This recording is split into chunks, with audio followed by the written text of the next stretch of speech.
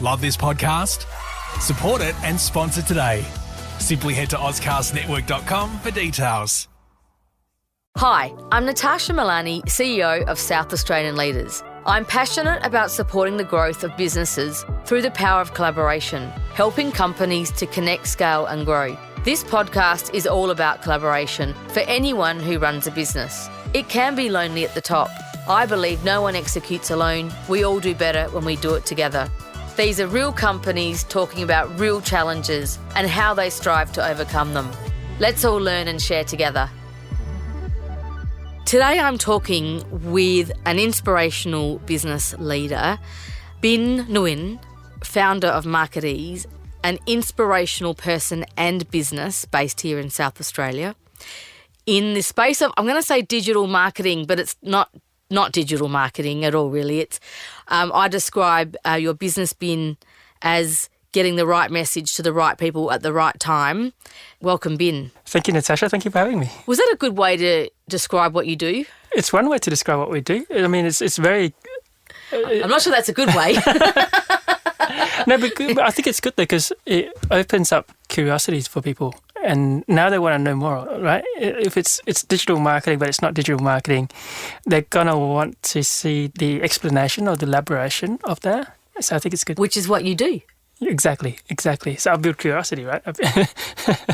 Beautiful. I'm so thrilled to have you here today. Everyone that's listening today is going to get a beautiful insight into your mind, which is a labyrinth in my analogy. So let's just start by talking about who you are and what you do. Okay, so I'm a South Australian boy, but I haven't been here all my life. I was born and raised in Vietnam for the first 8 years of my life. When I was born, our country just finished from a Vietnam War where the North took over the South to get the country back. My family, they went through the traditional study, and then you work for the police force. My dad was in the police force, and at the time the French colonized the country. So when the South Vietnam took the country back and we had that war, because my dad was working in the army, we ended up losing everything. So in my first 8 years, my dad was put in prison as well. We got everything stripped away from us. And he was put in prison because he tried to help people escape the country.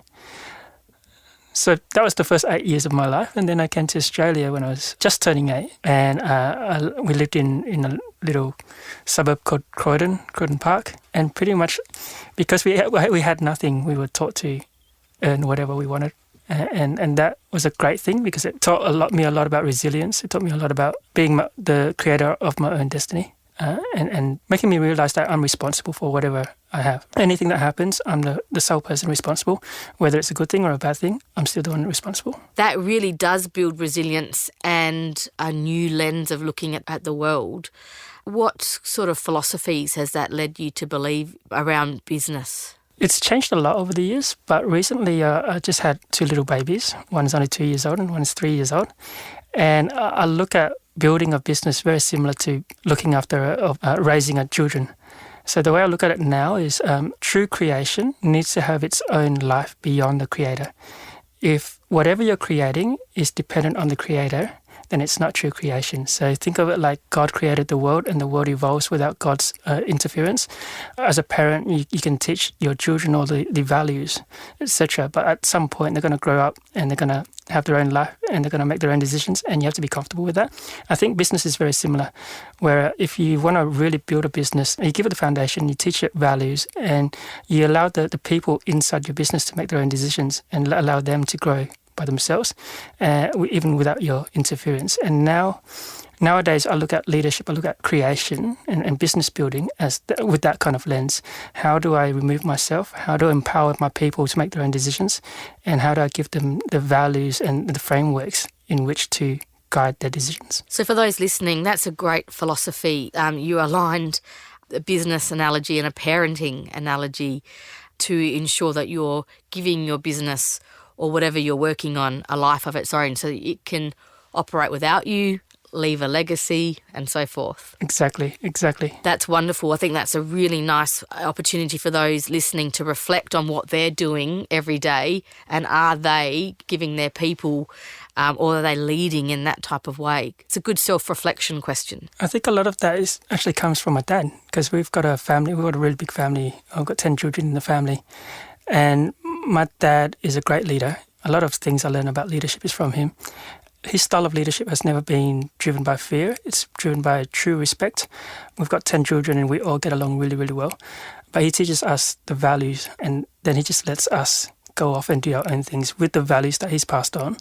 And I think it's a really, really good way of looking at leadership. Absolutely. There's so much we learn from our parents, particularly, my dad came from India, and whilst it wasn't exactly the same circumstance, there's so much that legacy that's passed on where they've dealt with way more complex lives, and it really ingrains what is actually really important in life. Yeah, definitely. So, Binh, that, I guess, carries across to where you work with your clients too, because really you're empowering them to build a business that is, a life of its own. So just share Marketees and what you actually do. What do you actually do day to day? What we actually do is we help companies penetrate more of the market, and we help them get more influence in the marketplace, have more impact in whatever it is that they do.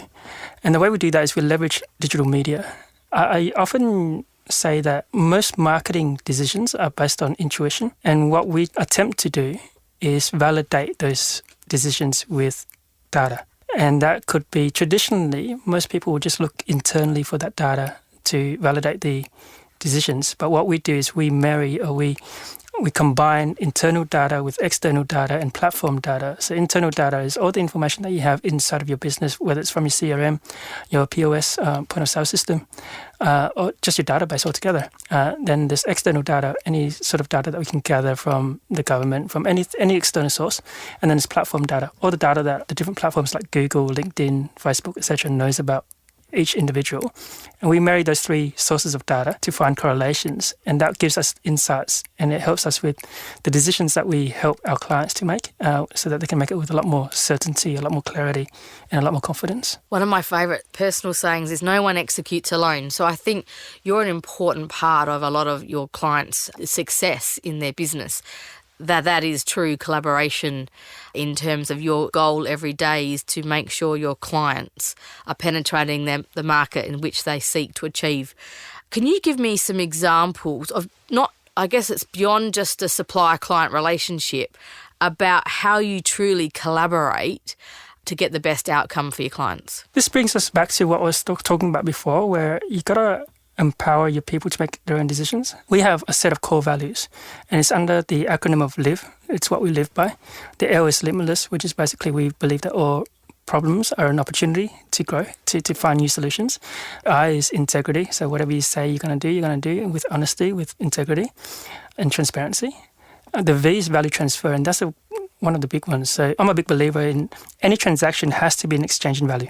If the value is not being exchanged one way or the other, then it's not really a transaction. So what I teach my team to do is, hey, if you need to make your own decisions, even if it costs us money, it costs the company money, but you can justify it with one or more of those core values, then I'm okay with it.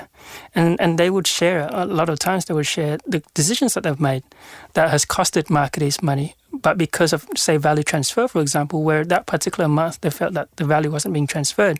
And so they needed to do something in order to make sure that the value is being transferred. That may come with a negative short-term impact on marketeers, but long-term wise, it creates very, very sticky, very, very long-term clients. And that's what the DNA of marketeers is like that. So we think of ourselves more of a marketing partner, and everyone that we spoke to, all of our clients, and you'll see a lot of the case study videos that we have on our website as well. There are dozens of them, and they all say they feel like marketers feels like they're part of our team, not an external agency, because we do meet up with them every week. We do talk to them on a regular basis. We know exactly what's going on over there, and we know much deeper than just the marketing metrics, the financials. We know a lot deeper about their business, because we genuinely want to help. We want to do whatever we can to achieve the common outcome that we're both going for. And that applies to so many other businesses and industries, but it's inspirational to hear you share the way that you view your client relationships. So let's just go through the acronym again. So limitless. Limitless, yep. Opportunities. Yes. Integrity. Yes. Value transfer. Yep, the last E, I left out. The last E is embracing change and pursuing growth. If you think of our industry, we're in the digital industry, that landscape changes very rapidly. So I tell everybody that wants to come into Marketeers and get a job there, I say, if you're stuck in your old ways of thinking, old ways of solving problems, and you're not open to new ways, you're not going to last very long here because the landscape changes all the time. You have to always be open to new things, and you always got to be pursuing growth because the industry doesn't stop. So it's not going to wait for anybody. I love how you instinctively do this day to day, embed all that culture in your business, and that's how you work with your clients. Talk to me, we were chatting earlier about Rethink 4.0. You mentioned that to me earlier, where you actually get your clients to connect and collaborate. I think it's a great piece of nugget of knowledge. Shouldn't just expand on that? I think business, there are a lot of levers in business. There are a lot of pillars that hold up the stability of a business, and marketing is just one of them. And for us to really, really help our clients to succeed and achieve what they're out to achieve, it can't just be reliant on one pillar alone. So what we do is we get them together and we have other experts in other areas, whether it's in strategy or financial, whatever the case is, or leadership, because we know that those pillars are really, really important towards their success as well. And I'd love to sit here and take all the credit for all the successes that our clients have had, but really we just play a very small piece of the puzzle. I think all the other pieces are required to be in place, whether it's operations, whether it's customer service, whatever the case is. All those pieces need to be aligned in order for a business to truly grow. And so as a business that truly cares for our clients, we want to look for what the other pieces are and how do we bridge that gap, even when sometimes it means we're putting out extra resources in order to get that information to them. A true value add. Are there any other examples of collaboration, Binh, that come to mind? And I should also mention you're a valued industry expert within the SA Leaders Network, supporting our members in the network. But what other collaboration examples come to mind for you? Well, when it comes to SA Leaders, we collaborate with a lot of the other industry experts, not just industry experts, but even members. Beyond that, so we're putting together something, and I'm allowed to reveal it now because it's you heard very, it here very first, new. people. It's first time being revealed here, but we're putting together an advisory panel, and one of the first members that I approached came from SA Leaders, and that's Andrew Downs from Sage Automation, because I value his wisdom, I value his experience. But yeah, that wouldn't have come about if we didn't have that collaboration with SA Leaders at the beginning. Also, we got the two other members. One came from the CEO Institute and one came from the Australian Centre for Business Growth. Prior to this, it's not like, it just happened out of nowhere. There was a lot of relationship that was built over the years, and there was a lot of collaboration that was created, nurtured in the past. So with the Centre for Business Growth, as an example, we've co-sponsored many, many different events. We've co-sponsored many, many different awards. We've co-authored a lot of articles around the internet and media releases. So you'll find there's articles where I do a joint article with Dr. Jana Matthews or a joint article with Ryan Williams. And Ryan Williams is on the advisory panel as a result. And that's just because we've built that relationship and we've nurtured that relationship over the years through many coffees and many conversations, and we can see the value aligning. And then when the right time comes, magic happens. So this is when now we're truly getting together and collaborating and working towards a common goal. And it's also just, as I'm sort of hearing you share your insights there, it's for people listening, it's about surrounding yourself by people that care and are passionate about your business, that you've got a relationship that you've nurtured. They're smart people. Always surround yourself by smart people. Well, I came to Australia not knowing anything, right? I came to Australia not even knowing how to speak the language. So I had to learn everything by myself. And I know that I'm often the dumbest person in the room. And I like that. I want to be the dumbest person in the room. So I think surrounding yourself with smart people is really, really important. I look at it as you got to build your own little community. Right? It's a mini community of people that you respect, people that you value, and people that value you as well. That's really important as well.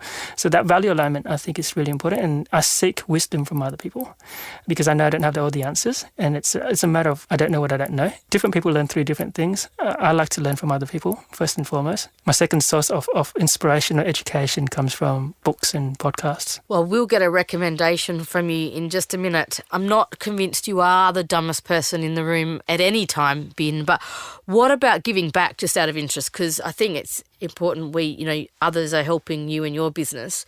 Do you then go and pay that forward? I'm a big believer in paying it forward. The mistake that I made in the past is that I try to pay everybody forward without really thinking about who I'm paying forward. What I've learned is that you can only help people that want to be helped. If they don't want the help in the first place, no matter how much you try, it's not going to move the needle very far.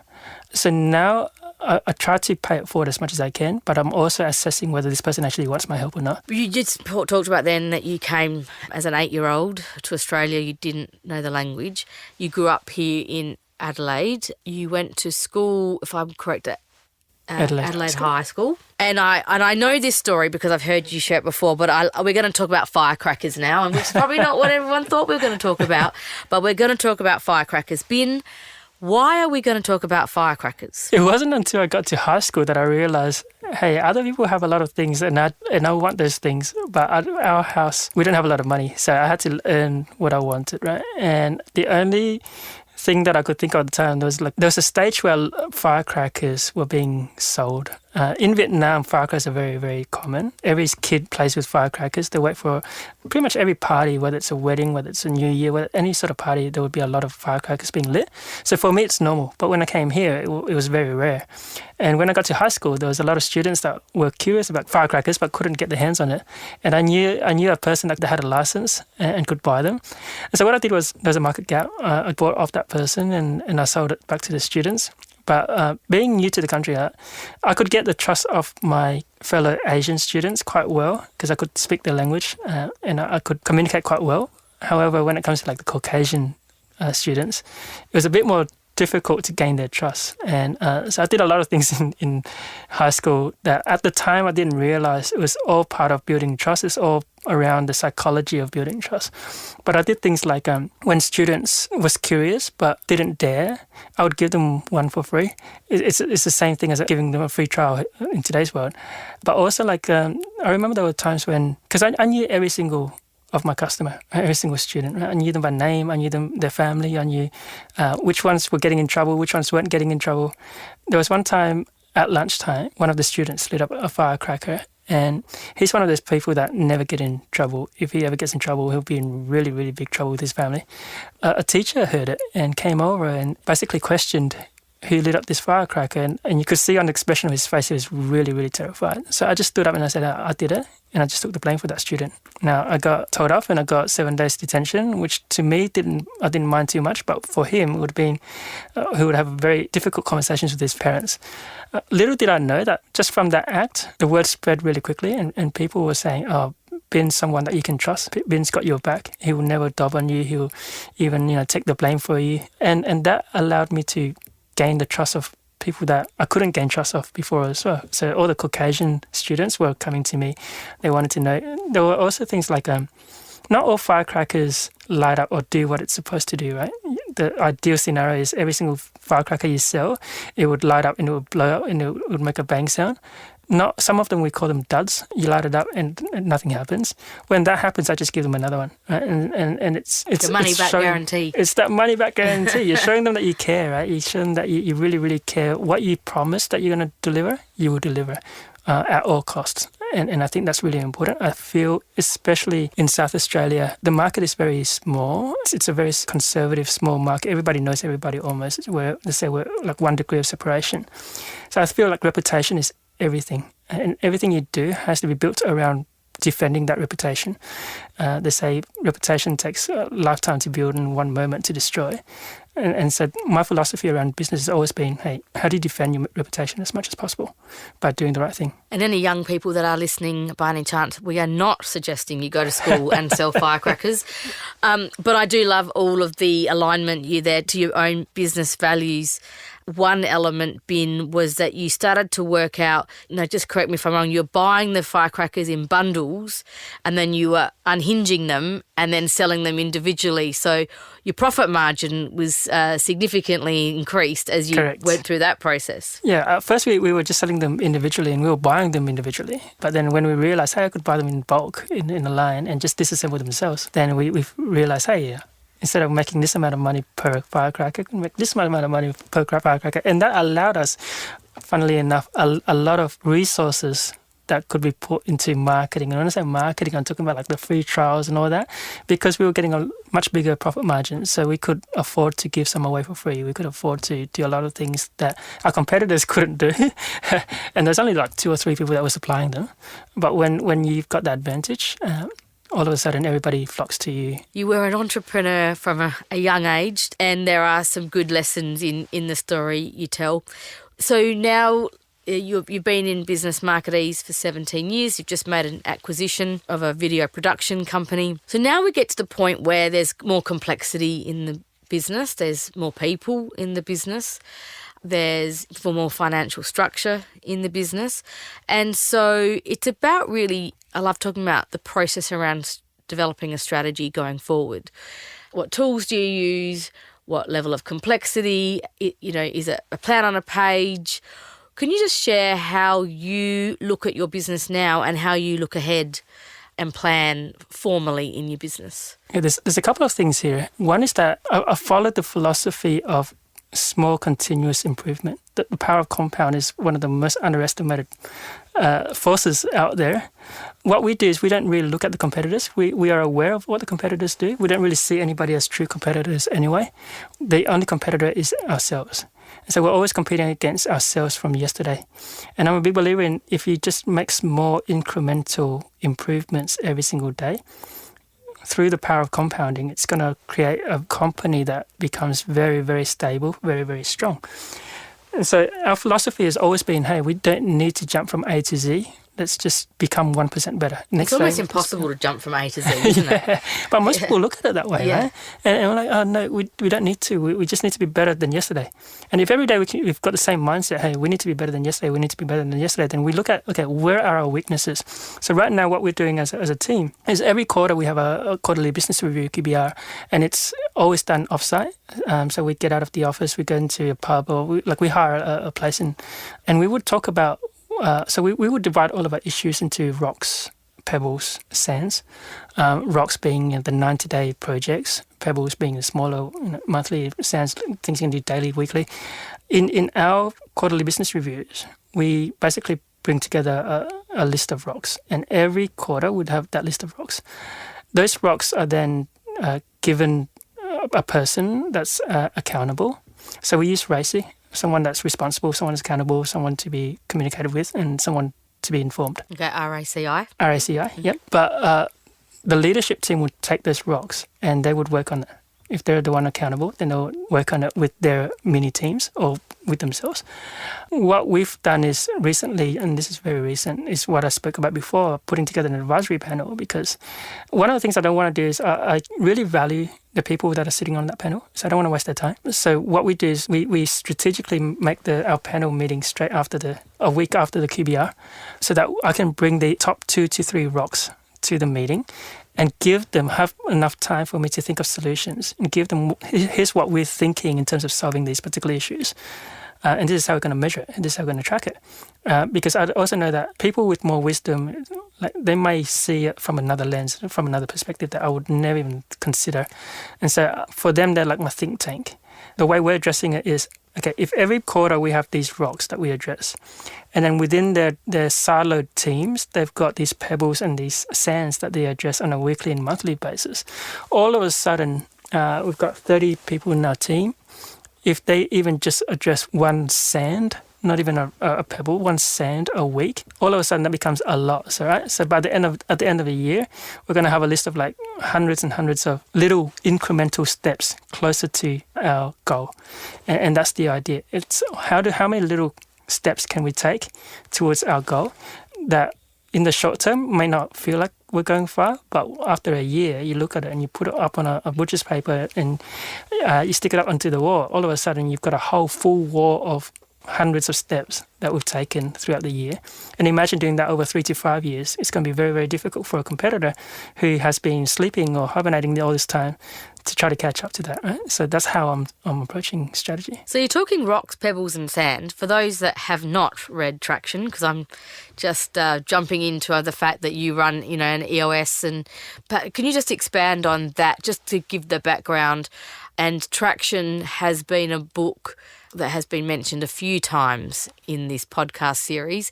Just for those that haven't been made aware of it, could you just share what that is a little bit more? It's a framework to help you prioritize things. And the concept is, if you had a jar and a lot of rocks, pebbles and sands, if you fill up the jar with sands first, which is what most of us do, then there'll be no space left for any pebbles. If you fill up the pebbles first, there's no space for rocks. But if you do it the other way around and you put in the rocks in first, then all of a sudden there's little gaps in between the rocks where you can fit in the pebbles. Then you can put in the pebbles, all of a sudden there's very, very small gaps that you can fit in the sands. Even then it's not full. Even then you can still pour some water into it, and then the jar is really, really filled. So when you think of whether it's time management, if the sands and the water represent all of our everyday distractions, and we're putting that on top of our priority, we'll have no time for pebbles and rocks. We'll have no time for the important things.